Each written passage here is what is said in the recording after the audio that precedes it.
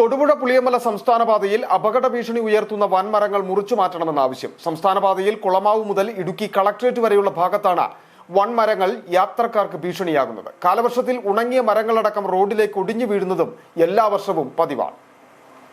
തൊടുപുഴ പുളിയമല സംസ്ഥാന പാതയിൽ ഇടുക്കി കളക്ട്രേറ്റിനും കുളമാവ് മുത്തിയൂരുണ്ടപാറയ്ക്കും ഇടയിലാണ് ചെറുതും വലുതുമായ വൻമരങ്ങൾ അപകട ഭീഷണി ഉയർത്തി നിലനിൽക്കുന്നത്.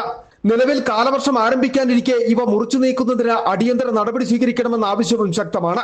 ജില്ലാ ആസ്ഥാനത്തു നിന്നും തൊടുപുഴ മേഖലയിലേക്കുള്ള ഏക ഗതാഗത മാർഗമായ റോഡിന്റെ വശങ്ങളിലെ വൃക്ഷങ്ങൾ മുറിച്ചു മാറ്റുന്നതിൽ വനം വകുപ്പ് തികഞ്ഞ അനാസ്ഥയാണ് കാണിക്കുന്നതെന്നും ആരോപണമുണ്ട്.